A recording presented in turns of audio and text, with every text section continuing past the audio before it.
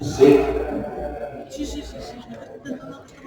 Buenas tardes y muchas gracias por acudir a la invitación que nos hace el colectivo Machinnova, que en esta ocasión pues nos facilita los conocimientos que nos trae tanto Isabel como Enrique en el Camino de Santiago a través de la Mancha, ese tema desconocido, y que si hace 2 años era polémico cuando hablaban que es por cuenta, pues nos van a dar luz sobre este tema tan curioso y darles las gracias a ellos por venir y dar luz sobre este tema aparentemente desconocido, pero también a Machinnova, porque hay que ser muy inquieto para ir canalizando distintas inquietudes y, como dice Ángel, y dar a conocer lo que la gente quiere saber o cree que quiere saber. Así que muchas gracias y os paso con Ángel.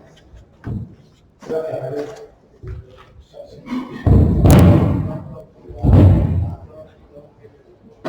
Buenas tardes a todos y gracias por venir. Cuando la anterior charla de la semana pasada, que fue de software libre, en el FP de Juan Bosco, decidimos volver a hacer desde noviembre de 2018, dije, voy a darme un rollo vintage y hice el cartel como el 1 de octubre de 2013 en el Hotel Santa Clara. Digo hice porque, bueno, lo hacemos entre todos, pero bueno, vamos poco a poco. Entonces he preferido para estas charlas se hacían, o las hacemos desde entonces con un protocolo como de 4 partes, donde presentamos el colectivo para los que no nos conocen, después presentamos las personas que queremos decir estamos aquí, como tipo networking, y luego también presentamos a los ponentes o personas ponentes, en este caso a Isabel y a Enrique. En el apartado de la presentación del colectivo también no soy tan historiador y tan archivero como Paco Atienza, pero sí que me gusta guardar papeles y he encontrado una nota de prensa de octubre de 2013 que empleamos entonces, ¿no? Voy a leer unas partes, pero todo no porque se los doy. Ha iniciado su andadura el colectivo Manchacentro Innova. Iniciamos nuestro camino de la mano del colectivo Albacete Innova, porque igual que ahora vamos a hablar de historia, no podemos revivir de los orígenes y de nuestros padres y madres, ¿sabes? Hay muy poca gente que diga, esto es mío porque lo he inventado yo. El colectivo Albacete Innova, muy consolidado en Albacete, y que desde hace unos 3 años de entonces fomentaba la colaboración entre empresarios como primer paso en relación profesional. Ha logrado consolidar un evento que se hacía el martes de cada mes, que se llamaba La Caña. Era un sitio abierto donde iban empresarios, emprendedores, estudiantes, trabajadores, desempleados, desempleadas, con el objetivo de contactar entre sí, poder aprovechar las sinergias, es decir, lo que podemos aportarnos unos a otros, ¿no? Dice mi suegra que media humanidad necesita de los camiones.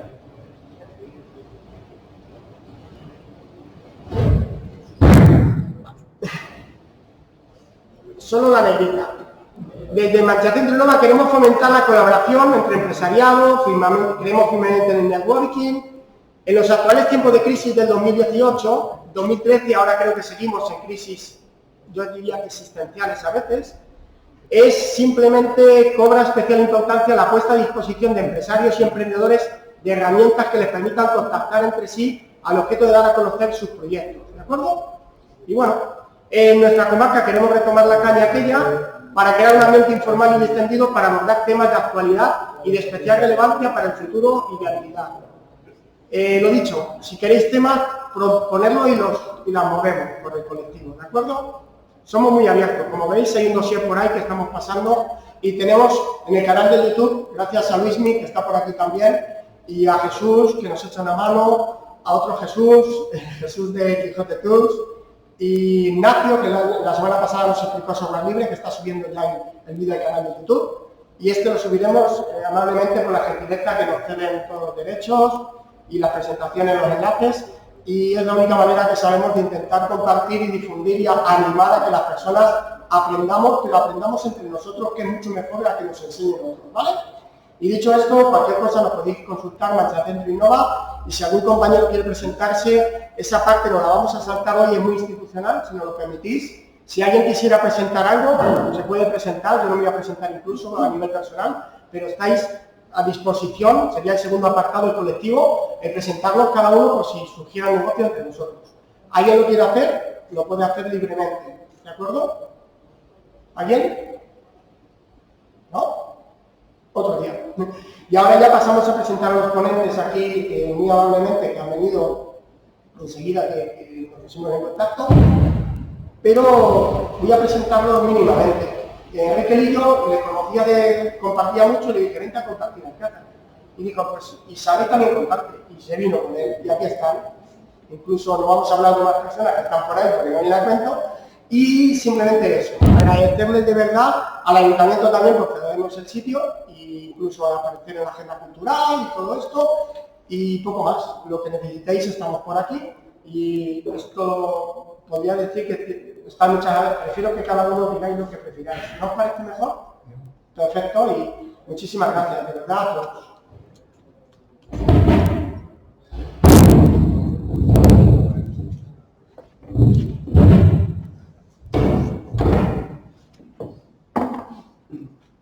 Bueno, buenas noches, muchas gracias por venir. No somos muchos, pero haceros lo suficientes. Y mi nombre es Enrique Lillo Alarcón, soy investigador de Historia en el Archivo Histórico Nacional, en la Biblioteca Nacional, y me dedico a transcribir manuscritos y escribir sobre lo que transcribo, sobre todo la Mancha santiaguista. La conferencia no voy a extender más. La charla de esta tarde va a ser sobre el nacimiento de la Mancha y el camino de Santiago de la Toliesa. Aquí somos casi todos manchegos, o descendientes de manchegos, y no conocemos por qué se llama La Mancha, dónde nace La Mancha, cómo se formó, y bueno, yo creo que es una opción buena en esta ciudad, en esta villa tan bonita como es Alcázar de San Juan, que en su día pudo haber sido también de la Mancha santiaguista, exponer estos datos, ¿no? Y bueno, sin más voy a empezar a comentar. Estos territorios de la Mancha no se conciben sin las órdenes militares. Se formaron gracias a ellas.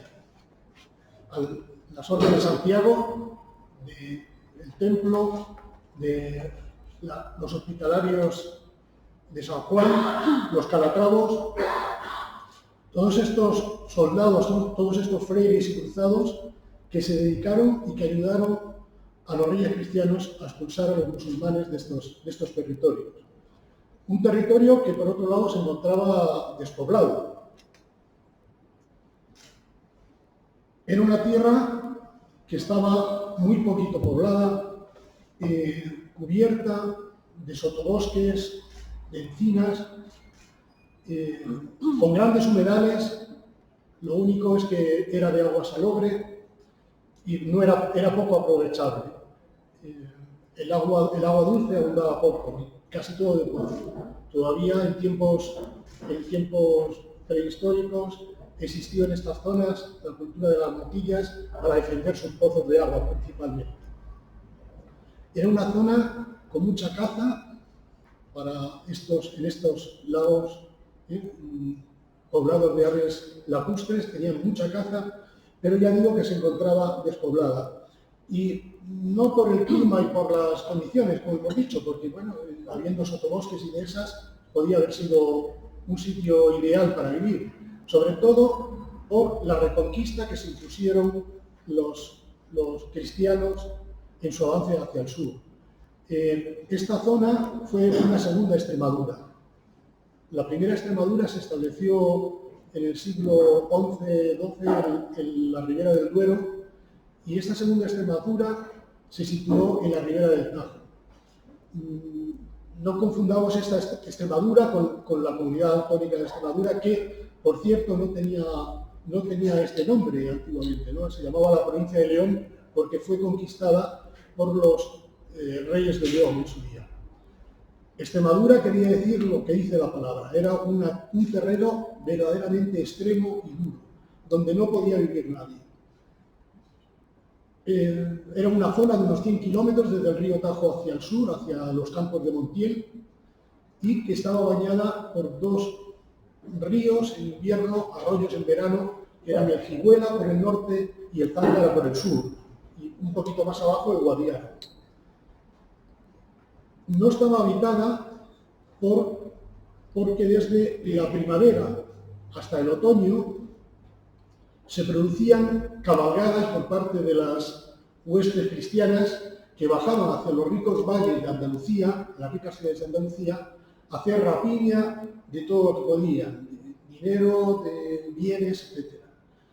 Y por otro lado, los musulmanes también hacían sus conocidas rafías, subiendo hasta las tierras castellanas, quemando campos, llevando esclavos para comerciar y para sus casas, y para luego comerciar y hacer cambios.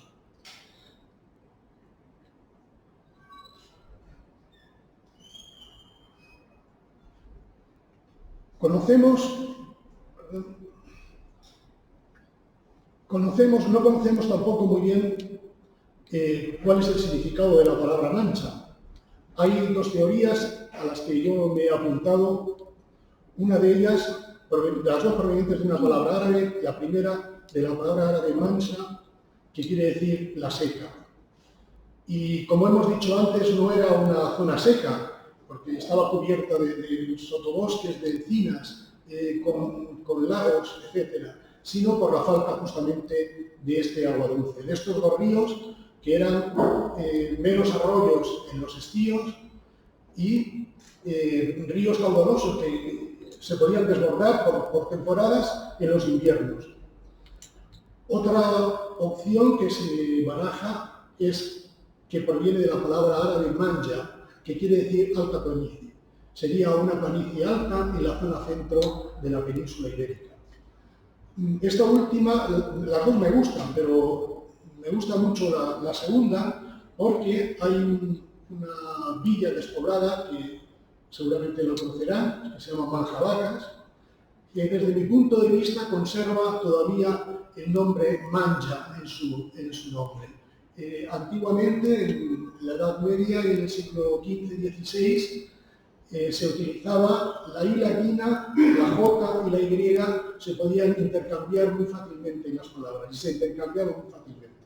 Y entonces, Manjabacas podría haber sido Manjabacas o Maníavacas o Manjabacas. Y para mí es la heredera de la palabra mancha. No sabemos muy bien el nombre, pero sí sabemos dónde nació. Hay un cortijo, debió de ser un cortijo árabe, cerca del Zángara, justamente donde el Zángara se oculta y vuelve a aparecer, como su madre Guadiana. Se le llama el ojo amargo. El Zángara vuelve a aparecer una vez que se ha ocultado, y sobre ese montículo,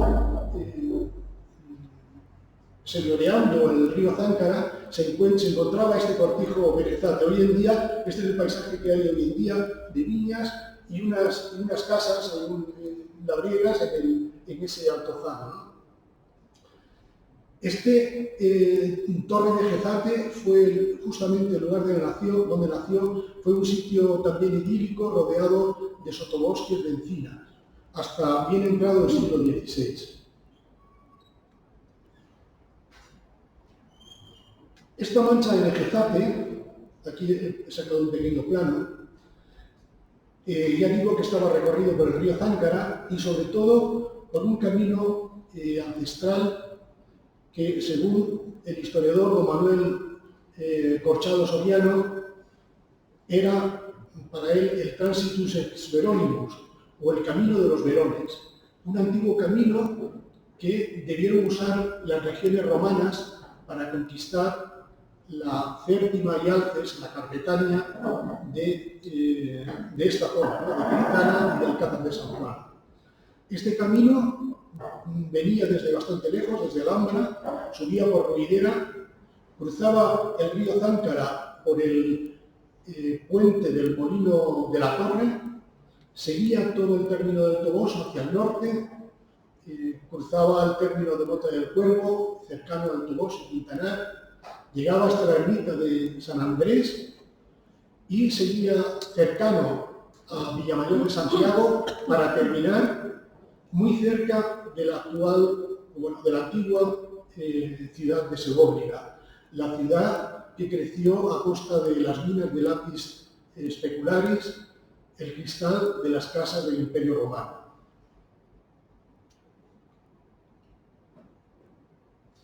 Este camino, como digo, quizás lo recorrió en el 179 a.C. el pretor de la República Romana, Tiberio Sempronio Graco, en estas luchas con los carpetanos de esta zona. Aquí tenemos muestras de los asentamientos romanos en este bonito museo. Se cree, Isabel además lo sabe perfectamente, que muy probablemente Cértima estuviese situada sobre la ermita de Tritana y muy cerquita también de esa ermita, a 1 kilómetro y pico, están los asentamientos, los cimientos de un antiguo campamento romano de la época republicana. Un campamento de esta época republicana, seguramente de estas luchas con los carpetanos.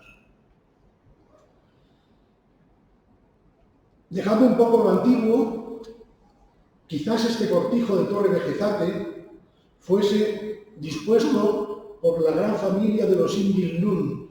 No sé si habrán oído ustedes hablar de ellos, pero se independizaron del Califato de Córdoba y formaron un reino de taifa en toda la provincia de Cuenca. Ismail Indilnún, el más importante de esta familia, fue señor de Uclés y desde allí conquistó una de las ciudades más queridas por el Islam en España, Tula y Tula, que era la conocida ciudad de Toledo, capital de romanos, de visigodos y de musulmanes. Ismail Indilnún, esta es una cajita de marfil, la que he puesto aquí en pantalla, con el nombre de Ismail, fue un rey importantísimo. Y en esta familia al final fue paria, pagaba parias y fue vasallo de los reyes de León, y en ella se refugió Alfonso VI para posteriormente traicionó un poco, se instaló en Toledo tras la muerte de su hermano y los traicionó porque llegó a conocer las defensas de la ciudad y se aprovechó de esa circunstancia. Entonces este rey Ismail quizás fundase este cortijo allí en Torre Vejezate. O quizás, no lo sabemos con seguridad, el rey Lobo, Ibn Mardanís, un cristiano mozárabe cuyo apellido está escrito ahí, hijo de Martínez, y cuyo nombre Lobo, el rey Lobo, quizás pudiera provenir de su nombre que era Lope. Este rey Lobo campeó por todas las tierras de La Mancha y las zonas de Cuenca, y es muy posible que pudiera fijar ese cortijo para defender esas alquerías árabes que había en la zona. Pactó con el emperador Alfonso VII, el rey de Castilla y León, en el año 1157 y sucedió una cosa muy importante para lo que era La Mancha.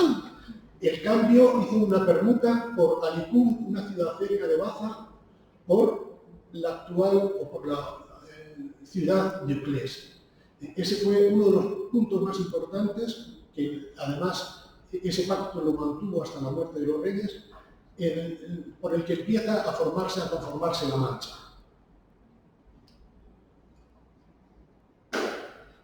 Este es el convento actual de Uclés.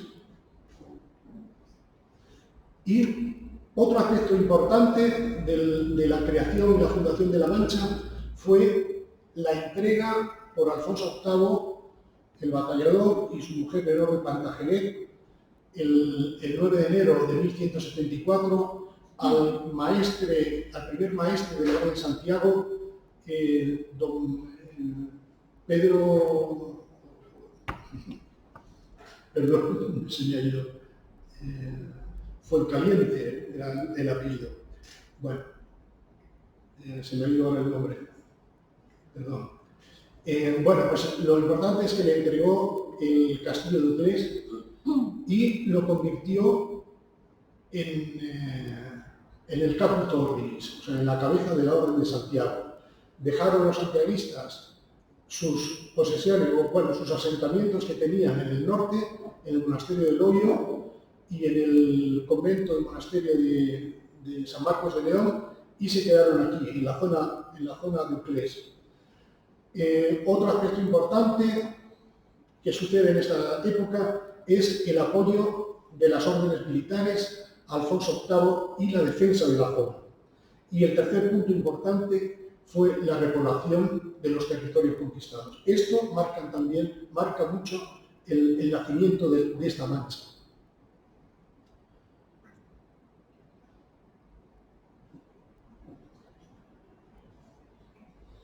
Después de la conquista de Uclés, comienza la reconquista de la zona. Estoy hablando un poquito, quizás sea un poco cansado, pero para uno darse cuenta de por qué nace la Mancha y cómo nace la Mancha, es importante saber cómo se reconquista todos estos territorios, ¿no?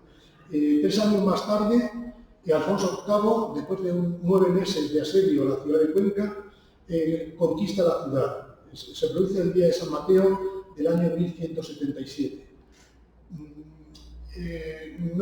Alfonso VIII no era muy partidario de las órdenes militares, luego veremos un poco más adelante.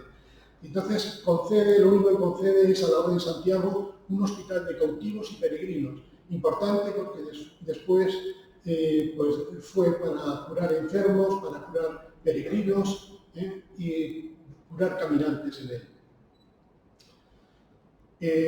En Cuenca, ya digo que a Alfonso VIII no le gustaban mucho las órdenes, pero quedaron vestigios de ellas, ¿no? Del temple ha quedado vestigios allí. Seguramente la iglesia de San Pedro, que es de base octogonal, como bien construían los templarios, y hay una columna también al lado de la catedral con un caballero con lanza que puede representar a un templario. En 1182 se conquistan todas las tierras cercanas a Belmonte, los Hinojosos, Mota del Cuervo, el propio Belmonte, y 2 años más tarde, después de otros 9 meses de asedio, se conquista Alarcón, una ciudad muy importante porque era el paso hacia Valencia, a la que se le da un fuero, en 1186, un fuero bastante primitivo, pero se le concede fuero. Todas estas ciudades, todas estas villas y aldeas, podemos decir, que se iban repoblando y se iban conquistando, se les dio un fuero importante, entonces muy avanzado, que era el fuero de Sepúlveda, que sé que hace unos días ha estado hablando el catedrático Pedro Porras Arboledas sobre él. Alcázar tuvo fuero de Sepúlveda, los Hinojosos, Mota del Cuervo, etcétera, todas estas villas santiaguistas, Uclés, tuvieron el fuero de Sepúlveda. En Alarcón, en este caso Alfonso VIII se lo concedió a los santiaguistas, a la Orden de San Juan, pero hasta el 1203. En esa fecha los echa del castillo y solamente les deja, igual que en Cuenca, un hospital también de cautivos y de peregrinos.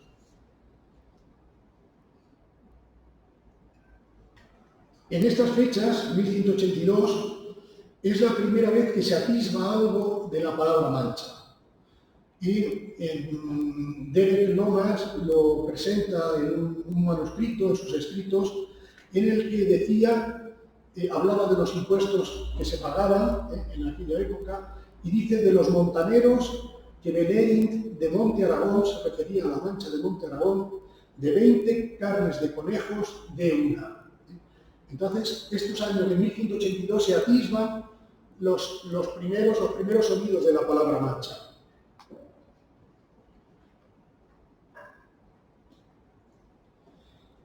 Y hasta aquí se conquistaron todos estos territorios y parecía que se habían asentado perfectamente. Se estableció una especie de línea defensiva que yo creo que estaba formada por esto que vemos aquí. La primera de ellas es la fortaleza de Cristana, que estuvo asentada en el lugar que creemos de Cértima y en la actual ermita de la Virgen de Cristana. De hecho, muchas de las piedras de la ermita, de la base de la ermita, pertenecieron a este castillo.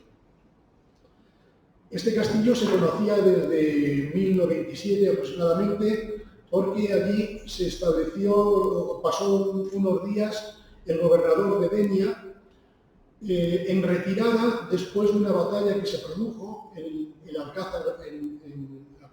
el castillo de Consuegra, cercano al castillo de Consuegra, en el que Yusuf ibn Tasufin atacó las tropas de Alfonso VI. El rey pidió ayuda al Cid Campeador y este le mandó, como era el rey, a su propio hijo, Rodrigo Díaz, con tropas de a pie, y a su amigo Álvar Fáñez, que era por otro lado señor de Uclés, con caballería. Se estableció una importante batalla y fue una derrota importante también para los cristianos. El rey se tuvo que refugiar en la ciudadela del castillo de Consuegra y bueno, intentaron romper las murallas y las almenas, pero no lo consiguieron, y pensando que vendrían tropas de refuerzo se retiraron los árabes. En esa retirada, como digo, pues conocemos por escritos que este gobernador de Denia se alojó en el castillo de Cristana. Este castillo, en 1174 aproximadamente, perteneció a la Orden de Santiago, en la primera conquista de la zona. La siguiente línea defensiva fue esta torre de Vejezate, este castillo árabe que estaba situado en el Záncara, y el tercer punto importante fue la fortaleza de Mota del Cuervo. En Mota del Cuervo hoy no existe nada, está raso completamente, pero debe de haber unos cimientos abajo. Estaba situada en el paraje que se llama de la Sierra, justo donde está el molino El Zurdo. Fue una importante fortaleza y tenemos constancia de ella en el año 1351, porque la Orden de Santiago hizo un capítulo general, el maestre Don Fabrique, el hermanastro de Pedro I el Cruel y del rey Enrique II, convocó a capítulo general en esta gran fortaleza. Era bastante importante. Yo, bueno, eso no estoy seguro, pero creo que algunas piedras de esa fortaleza de la Mota del Cuervo están en la fortaleza de Belmonte, pero es una suposición por las cercanías. Y había otra pequeña atalaya de apoyo hacia el sureste, hacia Manjabacas, porque existe el topónimo de la Talayuela en esa zona.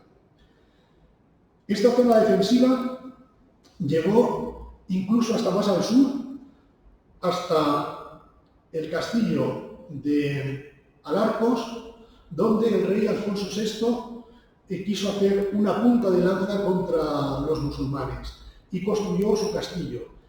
Tenía pendiente de construcción de las murallas en el momento que después veremos que se produjo la batalla, pero el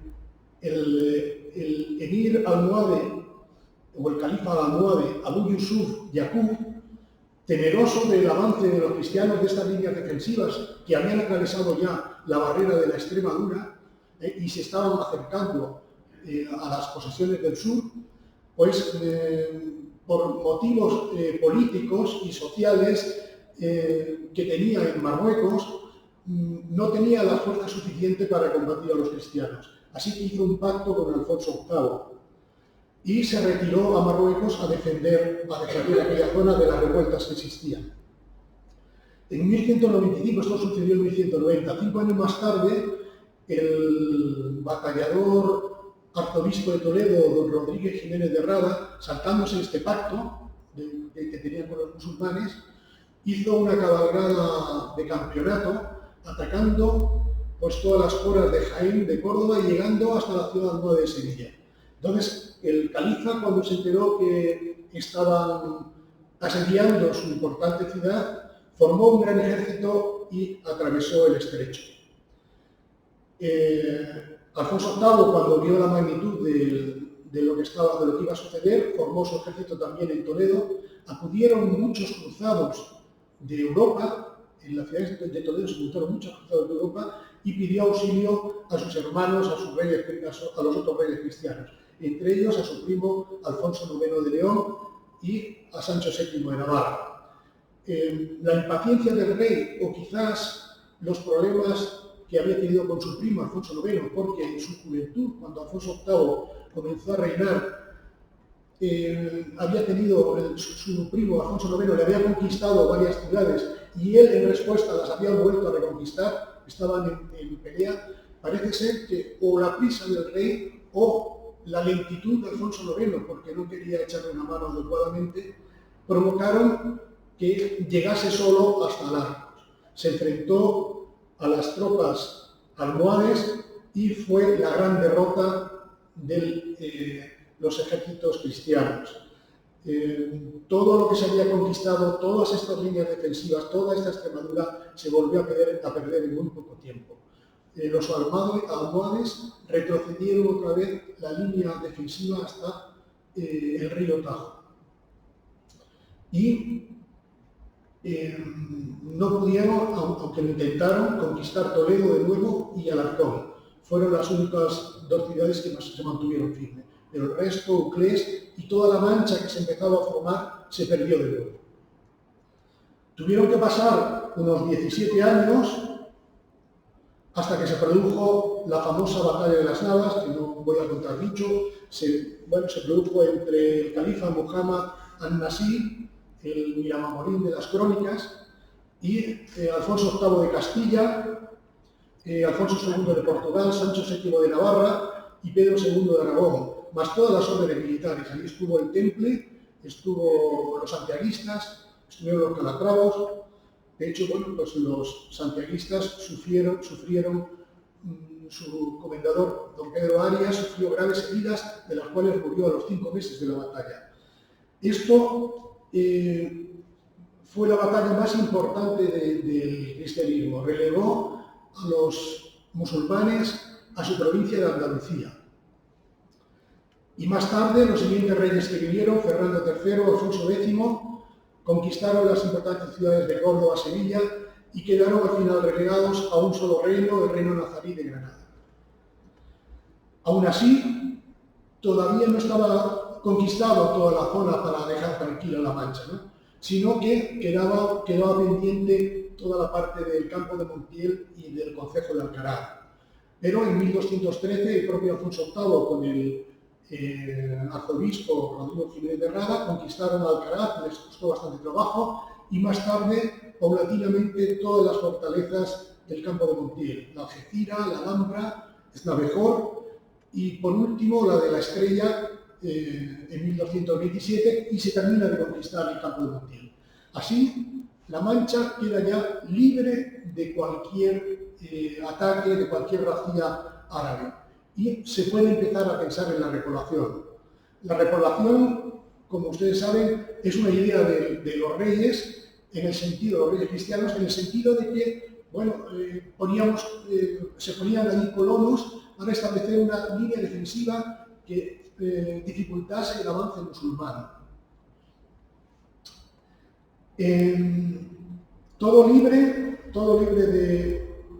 de musulmanes, como digo, quedaba ahí, bueno, lo he puesto aquí como algo dedicado también a ustedes, que son de Alcázar. Quedaba aquí una alcázar, el antiguo Alcázar de Consuegra, que fue santiaguista. Pudiera haber sido quizás la gran capital de la Mancha santiaguista, pero finalmente un trueque entre las órdenes de San Juan y Santiago en la época en que se estaban estableciendo las repoblaciones y los trueques hizo que Santiago se quedase con las posesiones de Cristana y San Juan se quedase con la posesión de Alcázar. Pero Alcázar fue santiaguista en 1223 porque don Pedro Guillén decía: yo, don Pedro de Guillén, do Alcázar, que yace entre Critana y Villacentenos en Villa de Ajos, al maestre don García González. Es el maestre don García González de Candamio. Entonces, finalmente, como digo, después de esto, después de ser santiaguista, se hizo este trueque y pasó a ser de San Juan. Y ahora, saber dónde estaba el corazón de la Mancha, dónde fue esto, ¿no? El corazón de la Mancha aparece en el tiempo de los repartos de los territorios. Quería comentar antes que Alfonso VIII, ya lo he dicho, ¿no?, que no le gustaba mucho el poderío económico y militar de las órdenes militares y las consumió a todas en sus territorios. A la de Santiago, para encerrarla en su territorio, en un territorio pequeño, creó dos importantes concejos de realengo.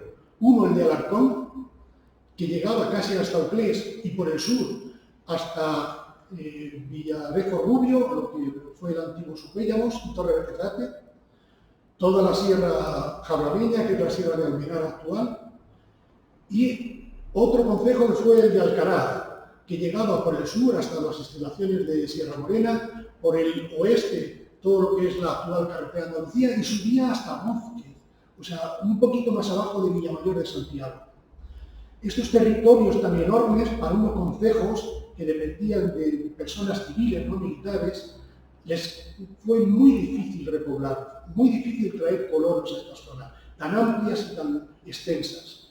Entonces las órdenes militares, por una política de hechos consumados, empezaron a llamar colonos, a favorecerles en sus privilegios, como por ejemplo el fuero de Sigüenza que hemos comentado, darle 2 aranzadas de viña por cada colono que venía, y consiguieron empezar a repoblar, pero metiéndose en las órdenes, en los terrenos de los concejos de realengo. Se produjeron muchos pleitos, que no vamos a entrar aquí, y fue el momento en que las órdenes militares repoblaron estas zonas, aprovechándose de estos dos grandes concejos de realengo.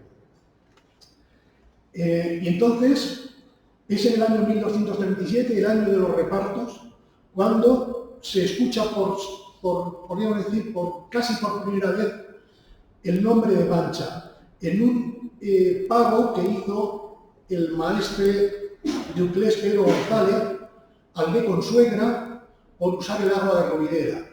Y también lo sacó este manuscrito Derek Lomax, y decía por la ayuda del agua de Guadiana que sacó por la mancha de Monte Aragón.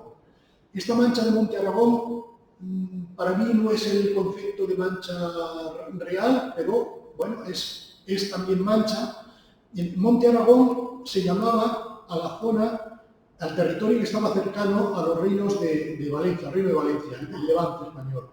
Ya en esa época Jaime I el Conquistador había conquistado Valencia, y la gente que iba, desde los castellanos que iban hacia Valencia, decían que subían las tierras de Monte Aragón, decían que subían desde La Mancha hacia Monte Aragón.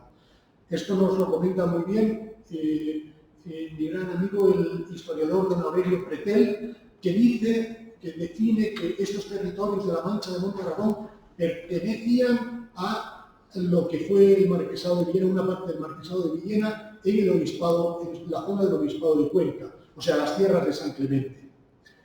Y la segunda vez que se menciona este nombre de Mancha, para mí la más importante, es en un reparto de tierras entre la orden de San Juan y Santiago, con el nombre de Mancha de Javer-Garat.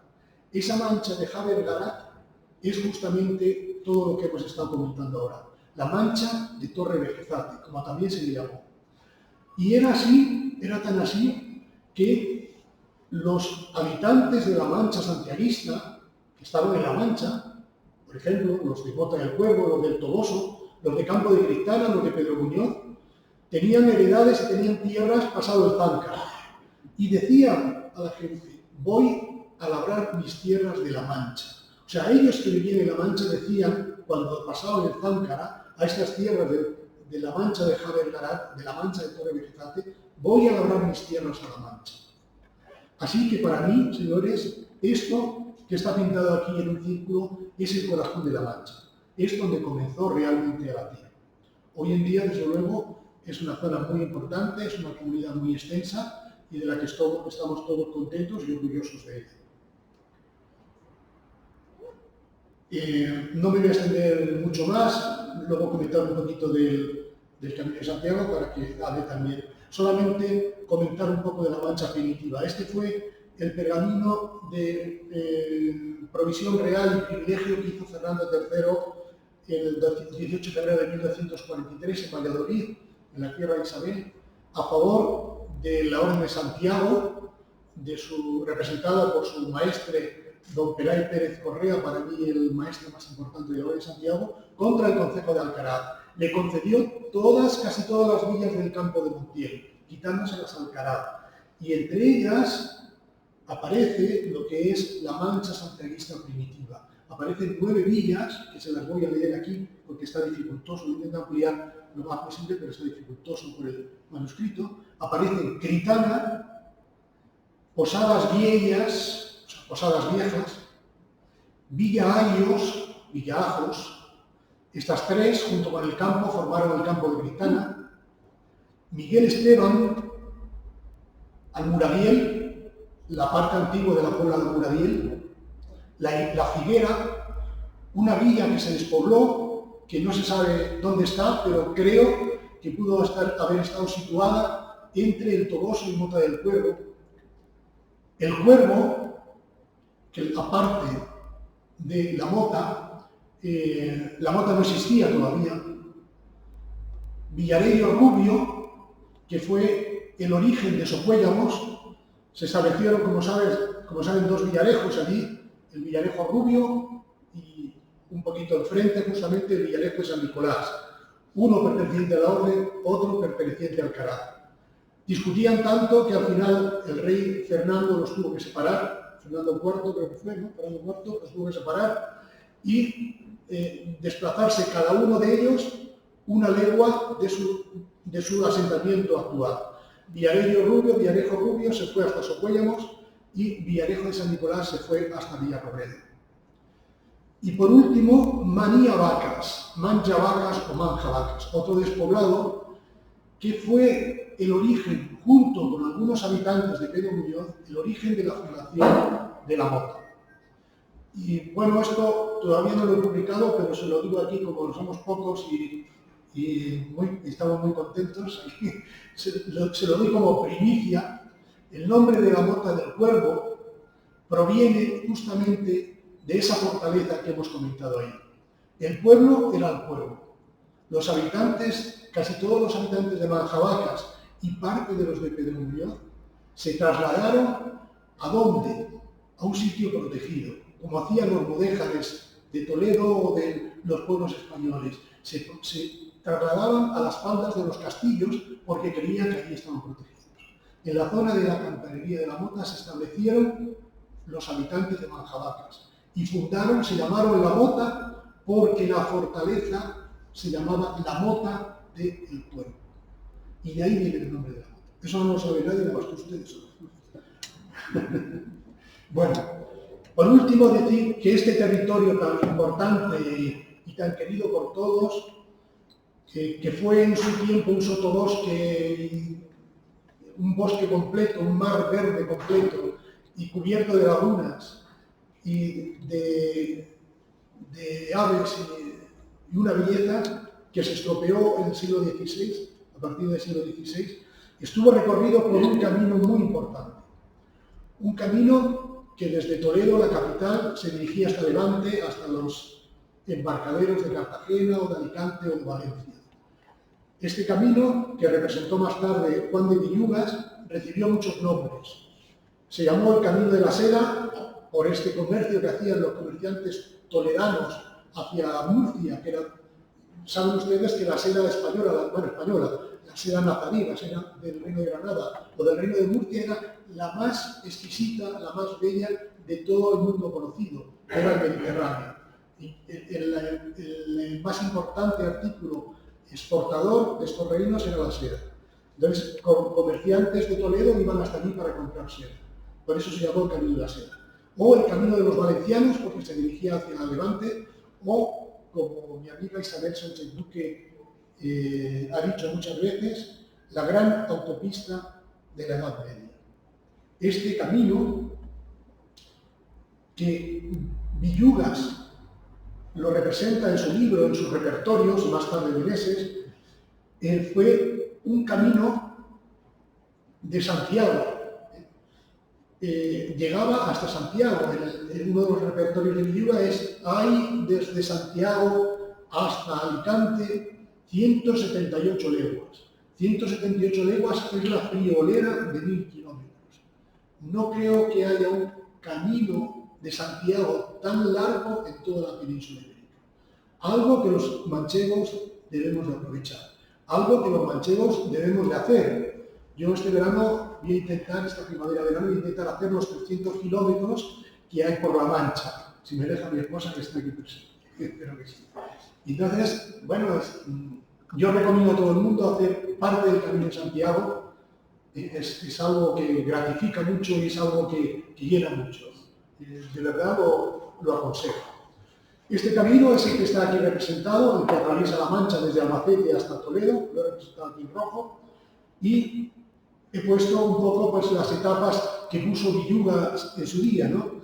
La parte que corresponde a Albacete, a la Mancha, empieza en Montealegre del Castillo, se llama actualmente, sigue por Pétrola, que antiguamente se llamaba Rétrula, Chinchilla, Albacete, La Jineta, La Roda, La Minaya, que es Minaya, el Provencio, Las Mesas, Manjabacas, el Toboso, la Puebla de Almoradí se refiere, la Puebla de Don Fadrique. También esto lo he reivindicado muchas veces, a mí me da horror decir la villa de Don Fadrique, ¿no? Le robaron el nombre hace mucho tiempo, era la Puebla de Don Fadrique, era la villa que más amaba el maestro Don Fadrique. Villacañas, Tembleque, Bogas, Almonacid, Nambroca y Toledo. Entonces, bueno, este camino es el Camino de Santiago. Como comendador del Camino de la Orden de Santiago aquí en Castilla-La Mancha, tuve el honor de la orden, que me hiciera la orden, una orden que tiene unas 1200 y pico damas y caballeros. Pues yo represento a esta parte, no podía por menos de comentar este hermoso camino que ahora Isabel nos va a delimitar con muchas antigüedades que conoce de esta zona.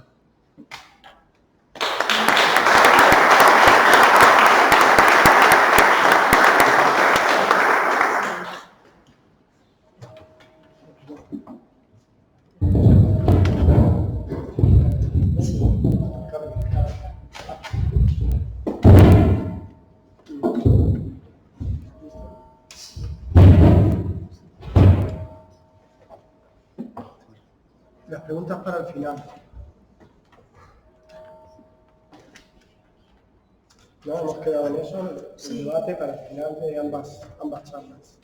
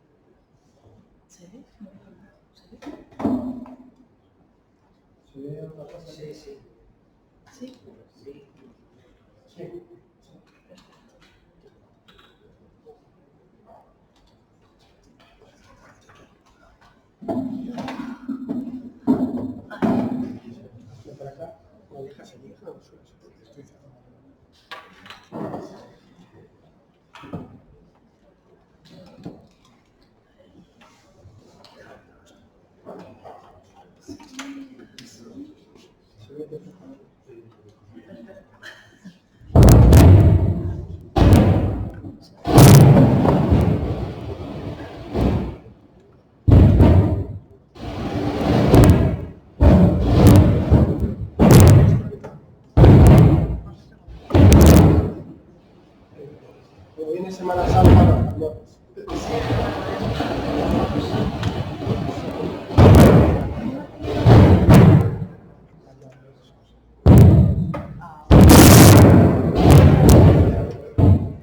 Madre mía. Bueno, buenas tardes a todos.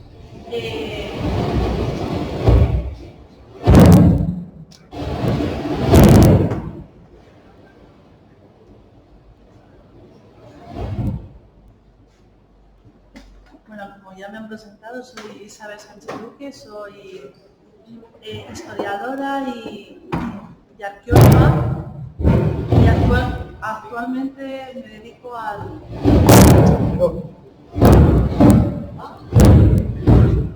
turismo aquí en la zona, sobre todo en Pedro Muñoz, donde yo... ¿No se oye? Nada.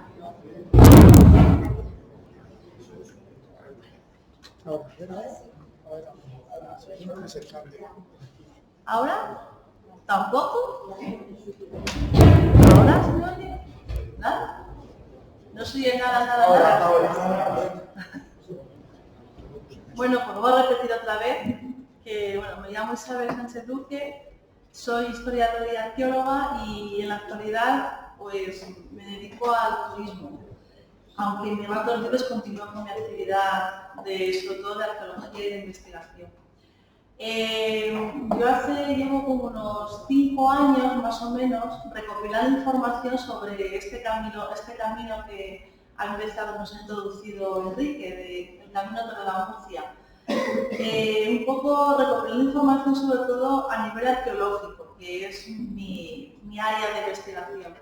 Porque, bueno, esto surgió a raíz de un congreso cervantino que muchos de los que estaban en ese congreso hablaban de este camino y a mí se me ocurrió que por qué no hacer una investigación, una visión diferente del camino, no solamente quedarnos en Cervantes, porque es un camino, es un topónimo y un camino que menciona a Cervantes en sus obras y bueno, pues yo me dediqué más a investigarlo.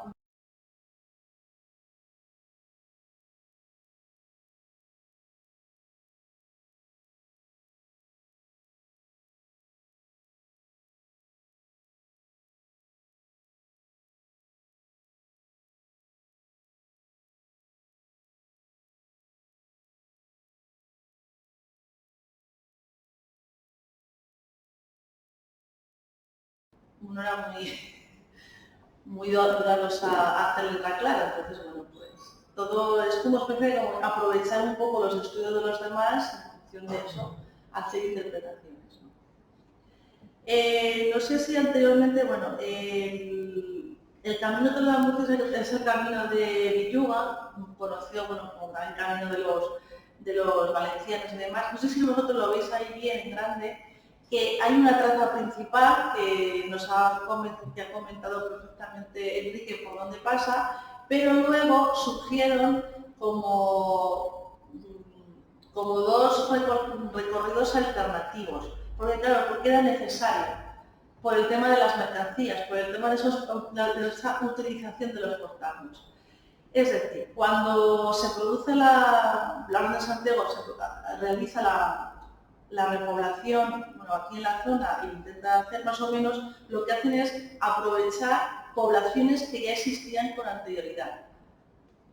Muchas de ellas continúan, o sea, existen, son nuestros pueblos que tenemos alrededor, pero muchas de ellas son despoblados que hemos intentado localizar, se intentó localizar, que aparecen en las fuentes, aparecen en estas fuentes escritas, en esta documentación, sobre todo en la Orden de Santiago, que por suerte son unos auténticos especialistas en registrarlo todo. O sea, la verdad es que da gusto porque ellos tienen un sistema de administración que les obligaban a visitar los lugares que ellos tenían que gestionar. En esas visitas, que están totalmente redactadas y perfectamente narradas, contaban al detalle todo lo que hacían y todo lo que mandaban hacer. Cuando volvían, se iban, existía otra visita, a lo mejor a los 2 años, al año o a los 10 años o cuando fuera, ellos recurrían a esta información que tenían previamente y iban a ver si habían cumplido estas poblaciones todo lo que habían ellos mandado hacer. Era muy gracioso porque nunca se cumplía. Siempre ves que estos han desfalcado dinero, se han quedado con los cuartos, no han arreglado la iglesia, no han hecho esto. Al final era siempre visitas de castigo a las poblaciones porque no se hacían, ¿no? Entonces, bueno, pues lo que se hace es aprovechar esas poblaciones de antiguo que hemos localizado, que están por este camino, y que son casi todas de ellas de origen muy antiguo. Lo más antiguo es que son casi todas de ellas, según hemos visto en prospección, desde el Paleolítico Medio. Estamos hablando de una chelense, que por suerte estamos en este espacio que a la entrada habéis visto material lítico de herramientas de esta cultura. Entonces, ya vemos que toda la zona está ocupada desde siempre, eso está claro, ¿no? Entonces, no son tontos con la repoblación y aprovechan donde ha habido población. Entonces, también sabemos que esta mancha que supuestamente estaba tan despoblada, pues yo tengo que decir que no lo estaba tanto. ¿Por qué? Porque la arqueología me está dando una información contradictoria con la fuente escrita. Entonces, yo cuando empecé a leer la descripción de mancha, que es una mancha que está, digo, vamos a ver, pero no me concuerda con lo que estoy encontrando yo. Yo me estoy encontrando cada 5 o 6 kilómetros una población. Pero es que en época islámica tiene continuidad también.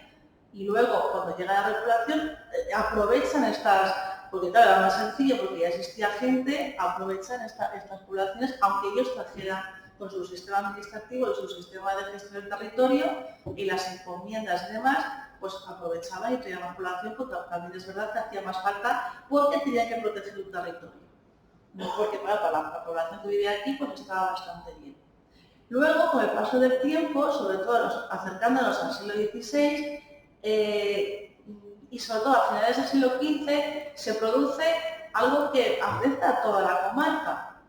En un principio, a finales del siglo XIV, viene lo que es la peste negra, vamos, que eso afecta a toda Europa, y bueno, pues la población baja la demografía. Pero como nuestros asentamientos están en zonas palustres, es decir, en zonas de humedales, se produce una gran sequía a principios del siglo XV, una sequía muy importante. Tal es así que creo que es la segunda más importante después de la del bronce, que hace unos cambios en demografía muy interesantes, sobre todo aquí en nuestra zona, en La Mancha. Yo cuando digo La Mancha hablo de la comarca, así ya no hablo de todo lo que es la comunidad. Entonces se baja mucha población y estas poblaciones que existían se despueblan, se abandonan, porque claro, baja tanto la población que pierden lo que es el elemento administrativo, sobre todo, los concejos, esos medievales que se habían formado con los pueblos diferentes que hablaba antes Enrique, se pierden. Entonces, por ejemplo, Majabarra se abandona, o bueno, se abandona, que se sepa, porque no hay ya una administración que gestione. Alguien se queda, pero no lo suficiente importante como para que se mantenga allí. Por ejemplo, también Pedro Muñoz, es quizás el que más a lo mejor reconocéis, que es lo que se sabe, que se abandona o se va a repoblar, pero le pasa exactamente lo mismo. Así Búzquez, Posadas Viejas, Puente de San Benito, o sea, Villajos, Villaverde, todos estos pueblos se van abandonando. ¿Por qué? Porque la epidemia es tan fuerte, lo que hace es el paludismo. A la sequía, claro, en una zona de palustre como la nuestra, aparece el paludismo y el mosquito. Entonces la población cae bastante. Entonces, claro, dejan pasar el tiempo, la Orden de Santiago ha dejado un vacío aquí tremendo, que está gestionando y preocupado por nuestras cosas, y que se produce en este camino, en estas poblaciones, para pasar el comentario, que se produce algo muy interesante, que es la apropiación de las poblaciones que sí que se habían mantenido, por ejemplo, como el Toboso, la apropiación de algo muy importante que había aquí. Porque eso de que no había agua, había unos pastos maravillosos. La humedad había acuíferos, se pica y hay agua. Entonces agua también, agua había.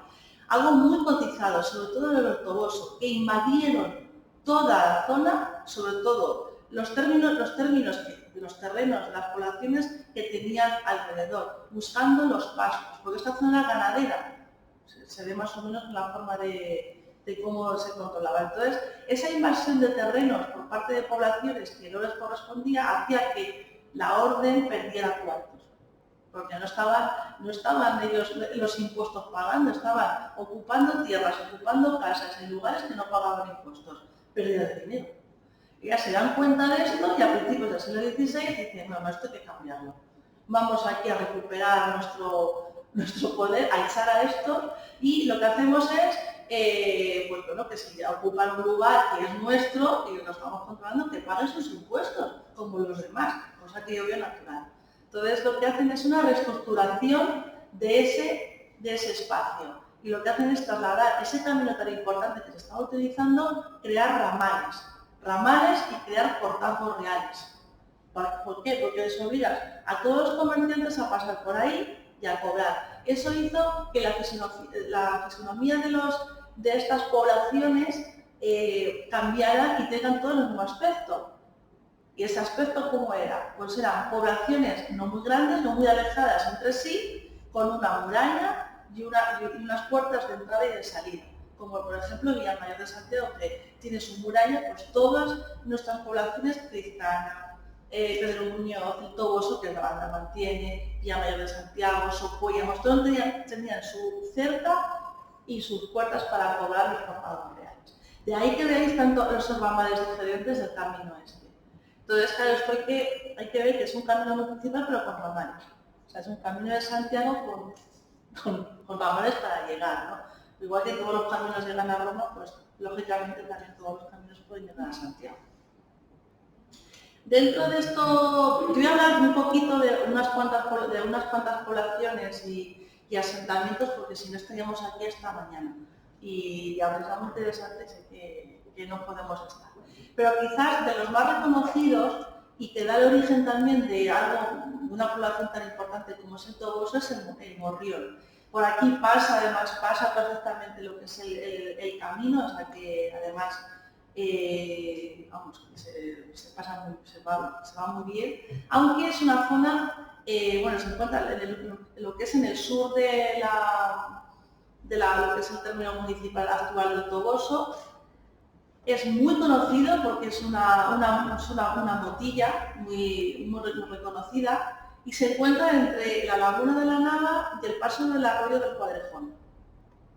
Esto lo que hace que sea una zona muy pantanosa, ¿no? Entonces aquí cuando ves la zona, pues se encuentra lo que es la motilla del Bronce, pero lo que es una ladera ya ves que la población por cualquier circunstancia se traslada y se encuentra también allí, encontramos población de la primera edad del hierro, de la segunda edad del hierro y de época romana, ya también al lado del arroyo Cuadrejón.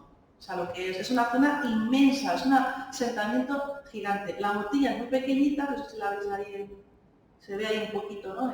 en círculo, pero luego lo que es el asentamiento de la edad del hierro y el asentamiento romano es muy, muy extenso. Está junto a un camino, ¿no? Este camino, viendo la trayectoria, luego hablaremos un poco de las conclusiones de cómo influye en la comarca, pues se ve que es bastante importante porque los asentamientos que están al lado de él pues son realmente grandes. Ya decimos que el camino justo al lado del camino, justo al lado que es al lado del camino, se encuentran estos tres yacimientos. Vamos a ver, bueno, es el mismo yacimiento, lo que pasa es que la continuidad en el tiempo, ¿no? Esto es una imagen de cómo está en la actualidad. Bueno, esperemos que esté así, porque la última vez que fui había metido el agricultor la pala y estaba todo ahí lleno de... Bueno, es un desastre. Entonces los conejos, hecho un desastre la pobre. El Morrión, ¿cómo sería? Más o menos, yo, para que os hagáis una idea, sería como la Daimiel. Es nuestro ejemplo porque está estudiado y se ha reconstruido, se ha podido reconstruir lo que es la motilla de Azudet. Tiene una estructura en el centro de protección, con un pozo, y se protege con los diferentes elementos circulares de murales que la bordean. Aquí vemos, esto es para que os hagáis una idea, la que es la motilla de Azudet. En la edad del bronce, en nuestra zona, lo que es el bronce manchego, claro, tenemos lo que es la cultura de las motillas. Bueno, ahora actualmente ya eso no se dice porque hemos podido ver que no solamente nos define el bronce en la zona, no solo nos define las motillas, hay otros tipos de asentamientos, otra manera de asentarse. Los hay en llanura, los hay en ladera y luego están las motillas. Entonces se ve que es mucho más complejo en la edad del bronce cómo se asientan que de lo que estábamos viendo, ¿no? Sí que es cierto que el agua es importante, saben dónde localizarla, porque los ríos que tenemos son de ida y vuelta, es decir, son estacionales. Hay veces que en verano no tienen agua, otras veces que sí, pero saben que en cuanto pican los acuíferos, conocían la existencia de los acuíferos. Entonces sabían que los pozos es importante. Os decía que antes que igual que en el siglo XV hay una gran sequía, en la edad del bronce hay otra gran sequía que deja tiritando casi la demografía y provoca que surja este tipo de asentamientos y de protección del agua. Porque entonces también se habla de una jerarquización de la zona, de que si yo tengo el agua, tengo el poder. Entonces, bueno, pues se ve un poco que, bueno, cómo funcionaba lo que es la zona. También vemos que los diferentes yacimientos que hemos ido encontrando por este camino están muy cerca, igual que los pueblos de ahora, o sea, pero lo más cerca, 5, 6, 7 kilómetros como mucho, o sea, que están muy cercanos. Es un camino que va dejando las poblaciones muy cercanas entre sí. O sea, que eso también demuestra el contacto que podía haber entre unos y otros, ¿no? Este es material que ha aparecido allí, bueno, un poco para que veáis que, sobre todo el bronce. Y otro interesante, sobre todo para la segunda edad del hierro y época romana, es el del Cerro de las Nieves en Pedro Muñoz. Este también se encuentra junto a una zona palustre, en este momento junto a la laguna, al este. Lo que pasa es que ocupaba, o sea, el Pedro Muñoz es que está justo asentado donde está el origen de la población. Ha habido una continuidad, no se trasladó, aquí se continuó. O sea que hay una zona que se dejó como está y es donde se hicieron las excavaciones en los años 80, pero básicamente toda la zona, no sé si conoces Pedro Muñoz, pero si los que conocéis Pedro Muñoz, toda la zona del aparcamiento, de la carretera de Mota, de la iglesia, la plaza, todo eso era laguna. De hecho, ahora se sigue inundando cuando llueve mucho porque el agua tiene memoria, va donde era. Entonces era una gran laguna y alrededor de esa laguna se colocaba la población. También es el Paleolítico, igual que en el Morrión. Siempre, todos los asentamientos que tenemos están ocupados desde siempre, siempre. O sea, lo que pasa es que, claro, el Paleolítico en zonas llanas es muy difícil de localizar. Tenemos como excepción Socuéllamos, que es un lugar donde afloran por doquier toda la industria lítica, es donde mejor se ve. Pero, por ejemplo, aquí en Alcázar, bueno, en toda la Tomelloso, donde miremos, siempre ha habido asentamientos, porque había agua. O sea, si no hay agua, no hay población. Luego explicaré por si hay agua, pero es agua salada, cómo se explica, ¿no? También es algo que hay que ver, ¿no? Lo mismo que sucede con el Morrión, el Cerro de las Nieves le pasa exactamente igual. Es un lugar que también está, aunque veis que no está alejado, pero en esa rama sí que se menciona en el ramal a Pedro Muñoz porque se convierte en el siglo XVI en un portal. Entonces, es un ramal que está conectado con el Camino de Murcia. Sí que es cierto que el original, el Camino de Murcia, atraviesa el norte del término municipal. Por aquí también hay asentamientos, ¿no?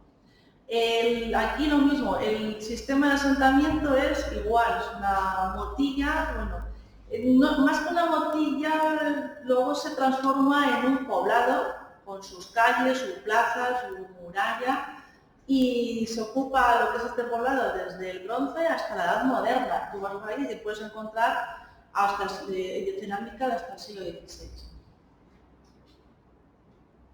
Esta es la laguna, esta es la visión, la que ves ahí desde arriba, todo eso estaría poblado. Ahora, bueno, pues solamente tenemos lo que es la senda de la laguna.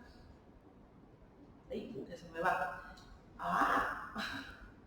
Esto es cuando se excavó, porque claro, el Morrión no se excavó, pero el Cerro de las Nieves sí que se excavó. Entonces, a pesar de, porque había unas escaleras de la Edad Moderna que bueno, destrozaron parte de lo que es la ladera del cerro, eso estaba artificial, todo él, sí que se encontraron dos viviendas muy interesantes que, bueno, que la excavación es de los 80. Es decir, hemos evolucionado, hacemos lecturas diferentes, pero concuerda, yo sí que pude, bueno, me arriesgué a pensar, porque ahí dice que había 2 niveles de cenizas muy fuertes, muy grandes, y por la cerámica del siglo I, digo, está claro lo que es, está claro, es destrucción y seguramente no, es que es las campañas de Graco por el centro, por el centro peninsular, o sea que, y además con la conexión que tiene en Tristana, vamos a decir, es que es blanco, blanco y en botella. Es decir, que sí que las campañas romanas se hacen aquí, o sea que sí que hay destrucción, o sea, igual que me las encontré yo en la meseta norte, aquí también las hay. Y eso se ve cuando lo importante que es cuando te encuentras un depósito cerrado, un incendio, un yacimiento, porque la información que nos transmite es increíble, porque está tal y como lo dejaron los habitantes en ese momento. Entonces, si hay un gran incendio, como nos informa el Cerro de las Nieves del siglo I, antes de Cristo, después de Cristo, nos está hablando de las campañas de las guerras civiles que se desarrollaron aquí en la península ibérica, que se trasladaron aquí. Entonces, bueno, pues es muy importante este yacimiento, es importante porque nos está dando una información que parece que aquí no existía en la zona, como que aquí no hay nada y aquí está mancha desértica. Entonces, bueno, por eso hay también reivindicación a la hora de investigar este camino. Esta es una de las dorias que apareció en el Cerro de las Nieves, que actualmente se encuentra en el Museo de Ciudad Real. La doria es una de cerámica muy grande de almacenamiento, es así, de grande, que se enterraban en los suelos para almacenar grano, pues lo que ellos pudieran.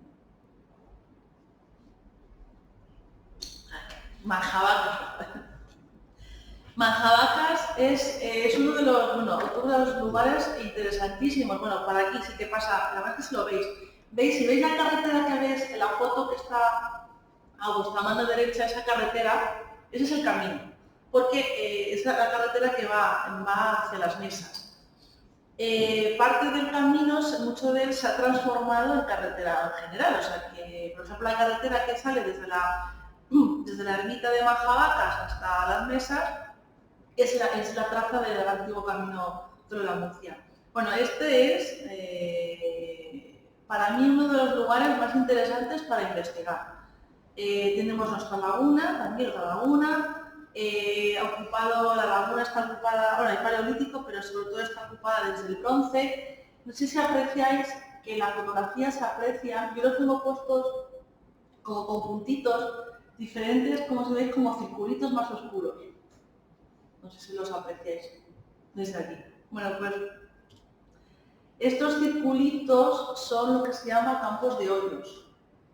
Estaríamos ante un bronce manchego, pero en llano, no es una motilla, es decir, son cabañas circulares en llano que nos han dejado las improntas de las cabañas. Entonces, bueno, están junto a la laguna. Posteriormente, aquí, también se aprecia desde aquí que hay una cosa más blanca, hay una antigua ermita de Manjabacas, que yo sí que la tengo localizada, arqueológicamente hablando, porque claro, Manjabacas, la ermita no solo es la del siglo XVI o en época de Santiago, ya existía otra en época visigoda. Y esa está también junto a la laguna, donde estaba antiguamente el poblado del bronce. Hay toda esta zona, también durante la Edad del Hierro, la primera y la segunda Edad del Hierro, hay asentamientos, hay cerámica romana también y también de época andalusí. O sea que vemos que hay otra vez una continuidad hasta que se despobla, como me ha dicho antes Enrique, y se traslada la población a otro lugar. Pero, curiosamente, aquí permanece el tema ritual, permanece todavía habitado con la ermita. O sea que no pierde su lugar, se puede decir, sagrado del lugar.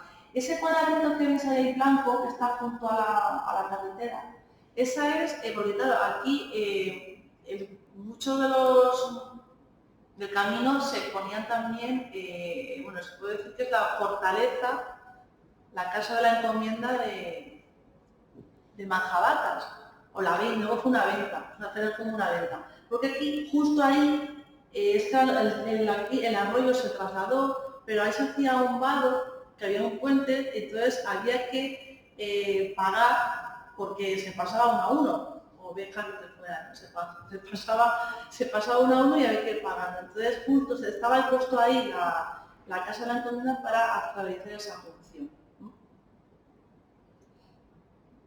Esto es, bueno, un poco la cerámica, ¿veis?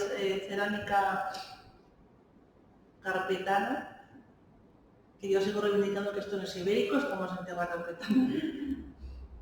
Y si continuamos por este camino, continuamos hacia las mesas que tienen que también lo mismo, junto a una laguna, junto, es que se repite, todos los patrones son los mismos. Al lado del camino atraviesa, una está pasando por lagunas y al lado de las lagunas se percibe un codete, o sea, una curva, se asienta un cerro. Aquí en este caso era un cerro, no sé que hay una cantera que la ha destrozado, el yacimiento.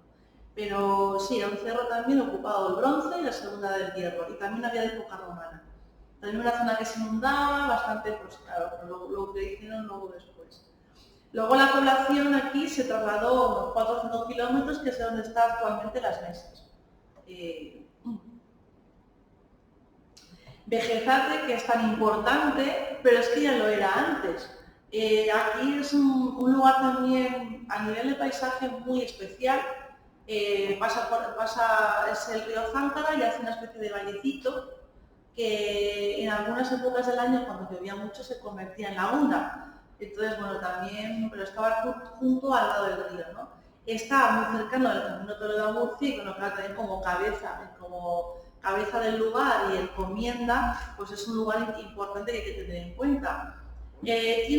A cada lado hay diferentes asentamientos, a cada lado de lo que es este vallecito, del bronce, de época romana, y sobre todo es muy interesante donde se encuentran ahora, bueno, el romano también es muy interesante, con una terracigilata espectacular, y también había asentamiento tardorromano visigodo, porque al hacer las obras de limpieza de lo que es el puente que atraviesa por ahí el Záncara, se encontraron unas tumbas que por las características que eran, pues son tardorromanas visigodas. O sea que ahí también hay ocupación en época islámica, y también la torre todavía permanece, está embutida en las casas actualmente, pero se reconoce muy bien la torre que luego originó todo lo que fue en época andalusí, y que luego posteriormente adquirió la orden de Saltero y la convirtió en encomienda.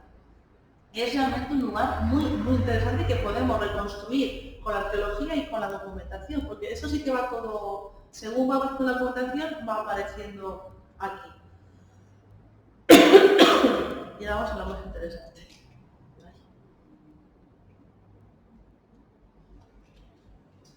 Bueno, Criptana y Villajos, lo que es conocedora como Campo de Criptana.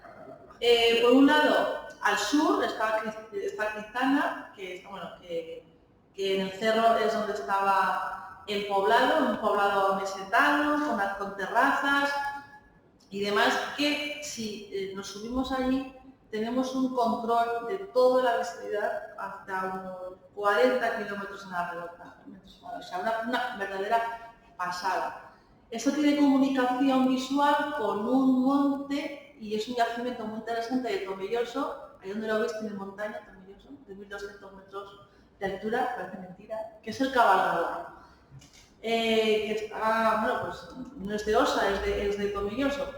Desde allí tiene visibilidad con el cerro de Criptana. Entonces, este yacimiento, pues de la época del bronce, la época del hierro, luego posteriormente es porque hay un castillo allí por el que controla el territorio, y nos está hablando que cómo funcionaba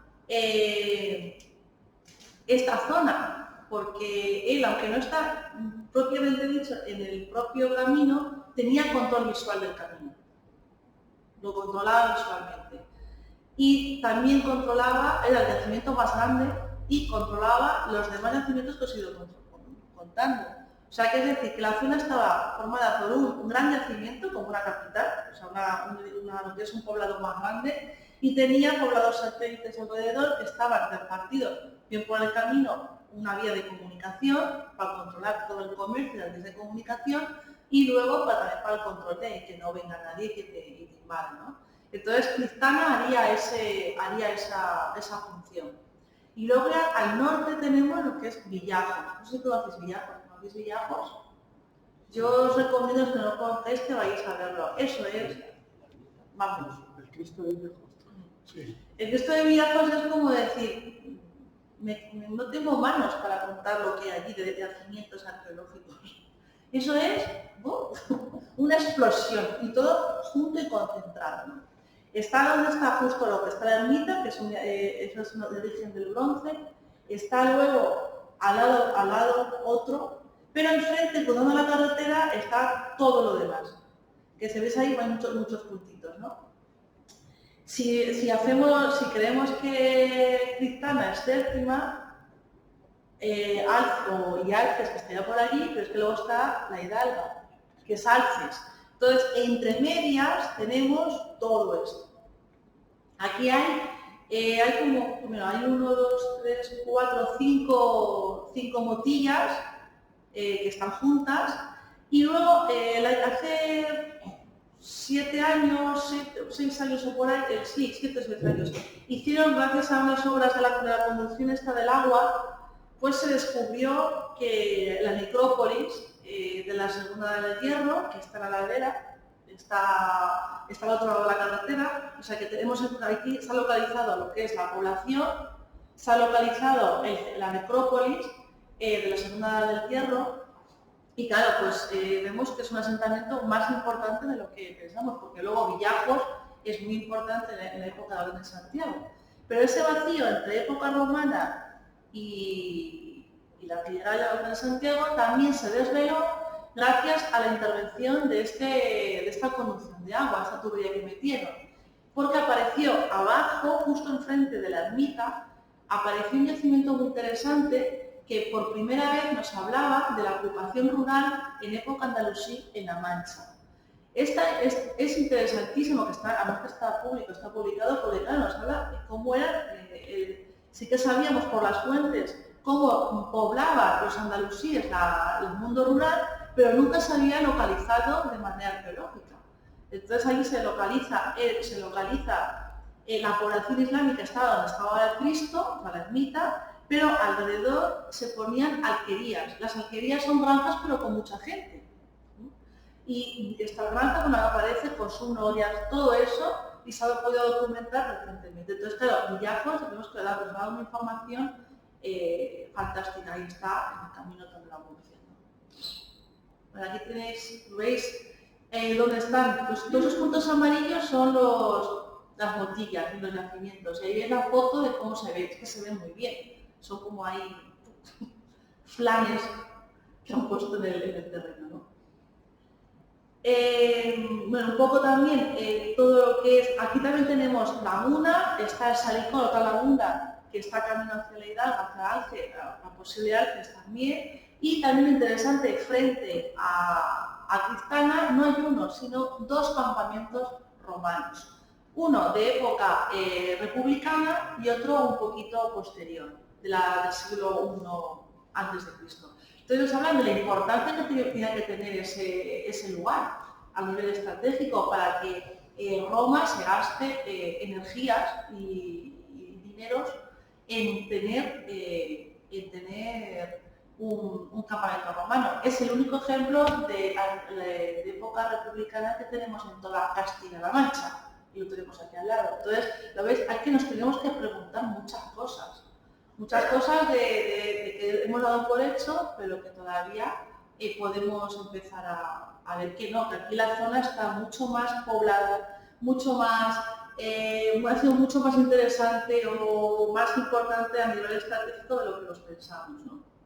Estas son imágenes de estos motillas que hay aquí en Campo de Cristana. Bueno, el Museo de Arte está en el Depósito, pues también lo demuestra con todo el material encontrado en Campo de Cristana. Ahora, es que recientemente también un poco hicimos hace 2 años otra intervención.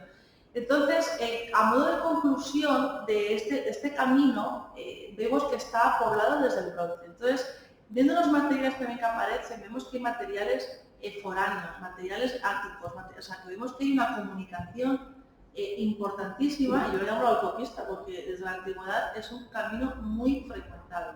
Los romanos luego lo transforman en una calzada romana. ¿En qué calzada? Este camino de Toledo a Murcia, ¿qué calzada romana es? La que va desde Complutum hasta Cartagonova. ¿Qué hacen luego las veces? Aprovechar esta infraestructura que ya existía. No hacen caminos nuevos, se aprovecha. Y sabemos bien que el Camino de Santiago está aprovechando, por ejemplo, la Vía de la Plata es un camino de Santiago del oeste. O sea, que aprovechan infraestructuras que ya existían porque es muy costoso hacer un camino.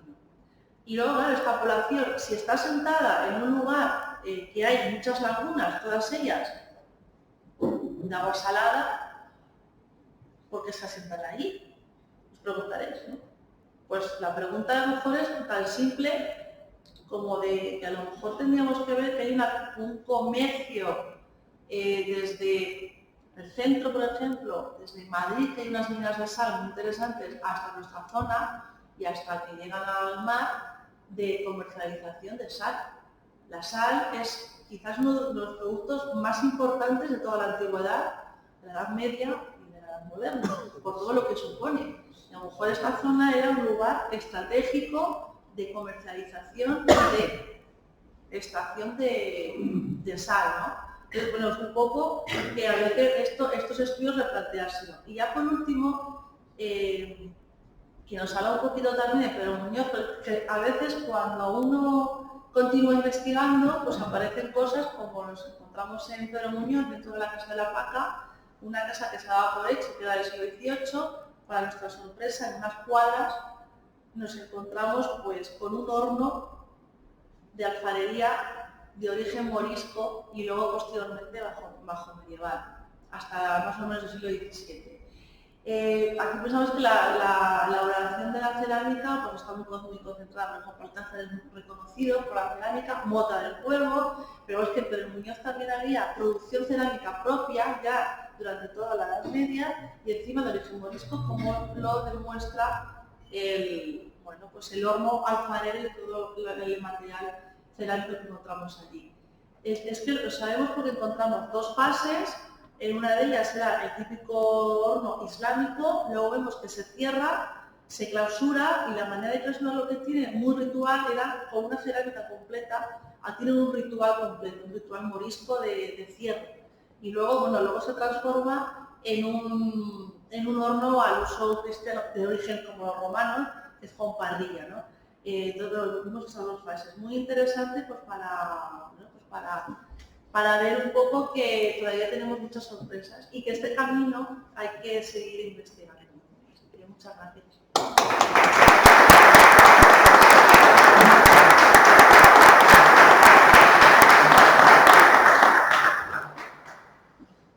Preguntas, sugerencias, debate.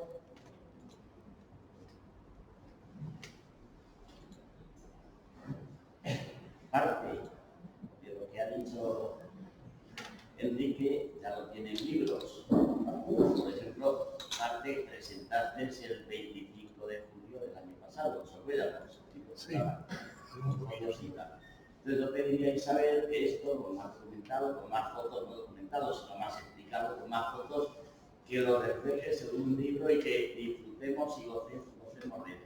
De momento lo tengo en un artículo, o sea que podéis disfrutar de un artículo que sí que está publicado, ya te lo pasaré, lo tengo publicado está en internet, o sea que se puede consultar. Y más amplio también, porque claro, esto ahí, o sea que sí que lo tengo reflejado.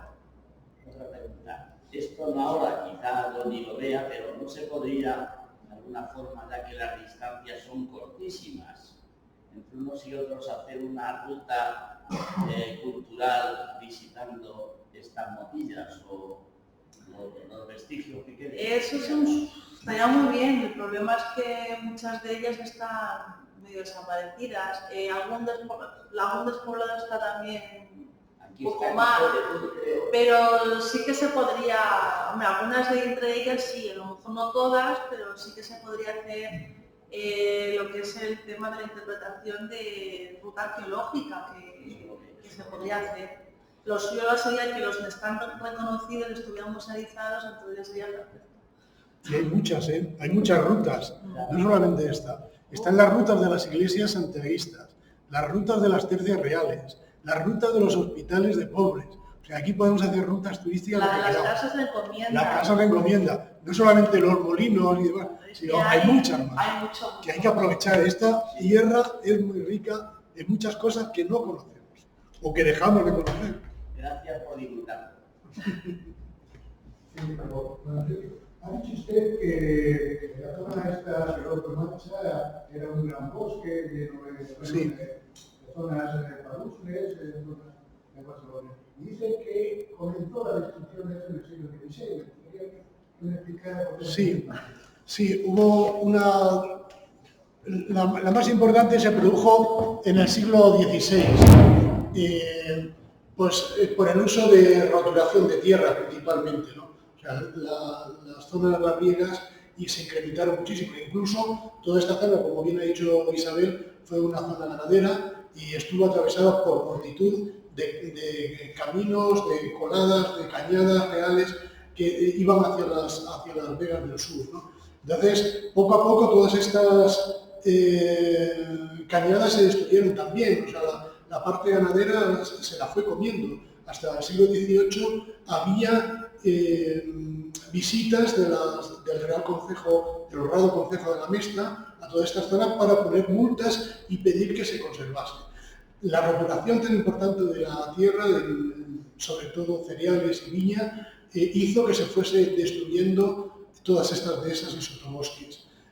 También la construcción naval que se produjo en el siglo XVI, en tiempos de Felipe II sobre todo, ¿no? Y Carlos I, ahí se empezó a destruir. Pero, como ha visto en los planos que he puesto, que son de Tomás López del siglo XVIII, se ven toda esa zona oscura que se veía, era zona de bosque y dehesas. O sea, que existieron incluso hasta el siglo XVIII. Hoy día, si se fija y va por las carreteras, en cuanto se deja una tierra de roturar, empiezan a aparecer encinas, chaparros y carrascas por todos sitios.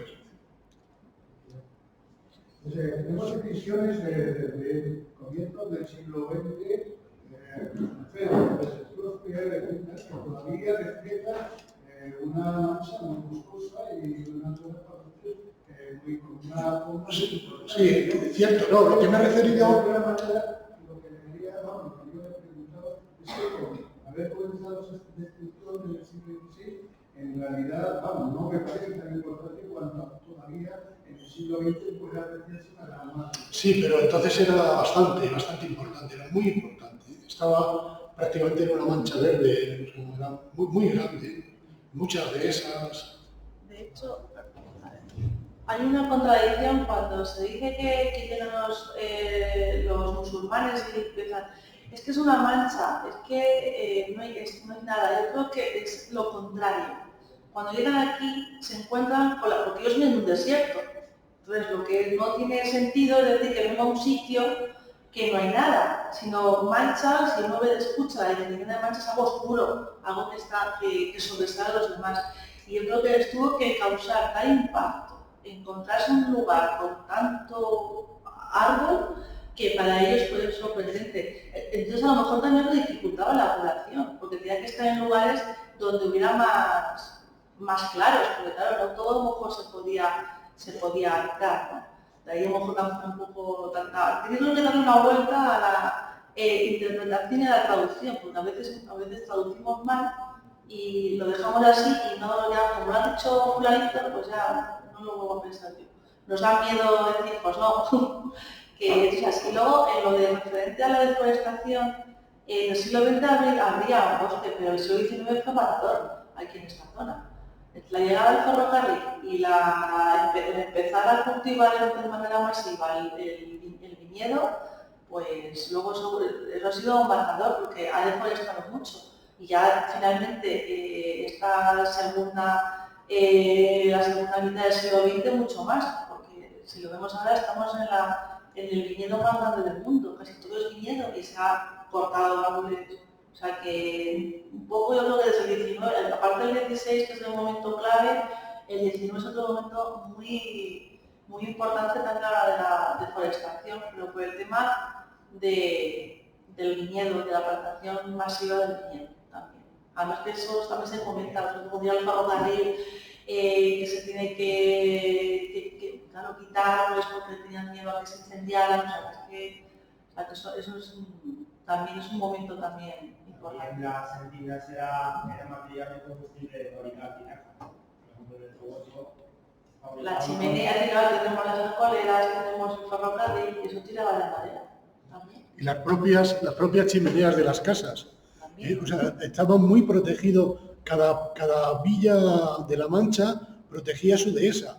Y estaba muy penado, lo que pasa es que, claro, estaba muy penado, pero eran muchos los que hacían rapiña, ¿no? con la leña y con la madera, a pesar de los castigos, ¿no? que se ponían.